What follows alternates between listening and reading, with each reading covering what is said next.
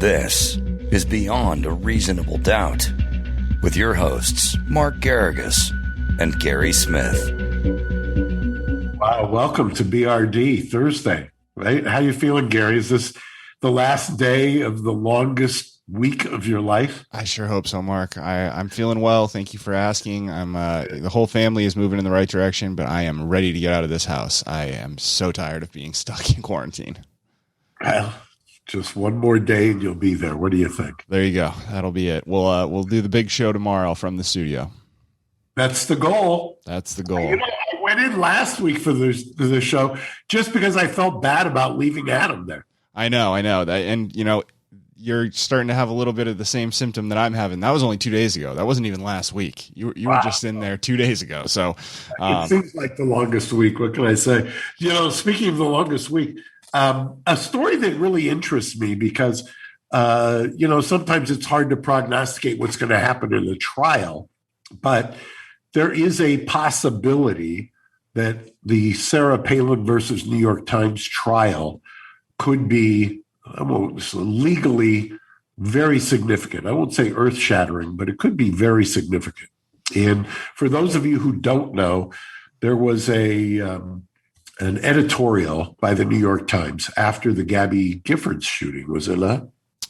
Correct. And it entailed a commentary on an image that had existed before the Gabby Giffords shooting, where Sarah Palin had disseminated, I believe, via social media, an image that depicted several different districts that she wanted people to target, as we've got to, you know, take over these districts and win these House seats. And she had little bullseyes on several different spots in America, one of which being Giffords, home county of Pima, Arizona, where Tucson is located. And what's come out is that the New York Times, at least so far as this is unfolding. And by the way, this case had been dismissed by the judges presiding over it. It went up to the Court of Appeal. I believe the Second Circuit was reversed, came back down, because I was trying to figure out how this ever got to trial, because generally these are insurmountable cases to get past a 12B6 or a motion for summary judgment. And sure enough, when I said that, somebody told me it was filed, dismissed, and then appealed, reversed, and came back.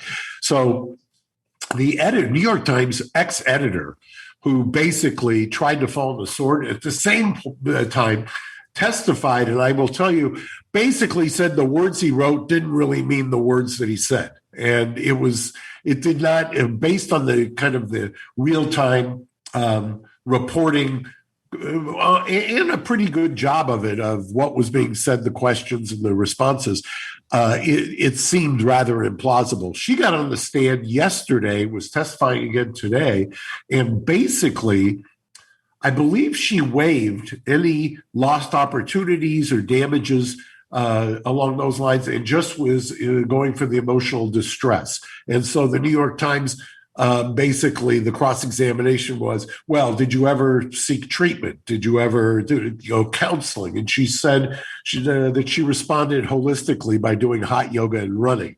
But apparently she got off a couple of good jabs, got some laughs from the jury. I'm always a big fan of that. In fact, there's a case that's being tried in LA right now where, and we may have the guy on next week if he's acquitted, where the laughs from the jury was the key. So just remind me next week. If the guy's acquitted, we're going to bring him on. So anyway, if she gets a verdict, and I believe that her lawyer is the same guy who did the Hulk Hogan case, if she gets a verdict of a significant amount, it really is going to change kind of the BS that the New York Times, LA Times goes through. And so it's a much anticipated verdict. Yeah, absolutely. And, I agree with you. The laughs from a jury is something that's really, indicative of movement, on their part. I always say if they're laughing in a criminal context, if they're laughing, they're not convicting. In a civil context, if they're laughing at your opponent, that's usually a good sign. The only thing better is I remember once a jury sent out a note in a civil case, can we have a calculator? And I was like, yes. Well, Mark, you were there at my wedding. You saw that I made it central to my vows to make sure I got a laugh, because I knew that everyone would forget everything else that I stumbled over if I was able to get a chuckle. And exactly right. Got very lucky. Yes. So, yes, the Palin trial is something that we will be absolutely watching carefully, and we will also keep an eye out for a possible guest next week. There's also some news. Which one were you going to bring up? I was going to St. Louis, but only because that's what Brett put on our list, and I'm looking for help here. I'm a little brain foggy. I got the COVID I wanted the Maggie Halberstein. Do you have this? Where breaking news basically that the toilets were clogged in the White House by Trump. I mean, this is why I think people hate, once again, New York Times, but this is why people, I think, really wonder what is going on in the world. Everybody who watches this, I'm sure knows, I was not a fan of Trump. However, do you have this video? I don't have the video ready, but I can pull it in just a moment if you'll editorialize for me. Okay, so there was a story that was reported yesterday, and I forget who broke it. I'd love to give them credit. But that, if some of you are in the weeds, the National Archives have gone down and got 15 boxes from Mar-a-Lago, and they supposedly found some classified information. And then there's been much ado on kind of the cable news channels about Trump always tearing up paper. He just tore up paper. They tell him that you can't tear up paper because there's a law that says that anything the president touches has to be saved for the National Archives for posterity's sake. In history's sake, I can understand that. Except I was thinking, well, if he touches his computer and they give it to him on a computer, or if he touches his phone, they give it to him on a phone, what do they do? At a certain point, it's kind of an antiquated law. And so then the breaking news today was, I think it came out this morning, that the White House toilet was clogged. And that the breaking news with a straight face, and I wish Gary had it, because I don't think I can do it justice. You have to see it, I think. I'm trying to find it as we speak. I'm struggling here. So you can drop it in right here, and then after it's played, I'll count to 3. You can splice me back in. How's that? All right, go for it. And Maggie Haberman is with us now. She is also the author of Confidence Man, The Making of Donald Trump, and the Breaking of America. Maggie, we start with the toilet. Tell us what you learned. Good morning, guys. Thanks for having me. So as I was reporting out this book, I learned that staff in the White House residence would periodically find the toilet clogged. The engineer would have to come and fix it. And what the engineer would find would be wads of, clumped up wet printed paper, meaning it was not toilet paper. This was either notes or some other piece of paper that, they believed that he had thrown down the toilet. What it could be, Brianna, could be anybody's guess. It could be Post-its. It could be notes he wrote to himself. It could be other things we don't know, but it certainly does add, as you said, another dimension to what we know about how he handled material in the White House. We have known for several years, since my colleague Annie Carney broke the story, that Trump was ripping up pieces of paper and that his staff was having to tape it back together for archival purposes. This is how he has handled documents and pieces of paper all his life in terms of ripping them up. But this was something different, and it was not, as I was told, an isolated incident. Several times, Maggie? This was something that they would periodically find this to be the case. The exact number, John, I'm not certain of, but it was not just once. And his toilet, like no mistaking whose toilet it was. It was in the pipes. It was in the pipes, and this was his bathroom. So yes. And I'm asking about these specifics again because we've heard again from Andy Carney's reporting, for years now. He would tear things up. You tear things up, you throw them around, Correct. You throw them on the floor. That's one thing. You walk them into a toilet and you flush them down. That seems to be another.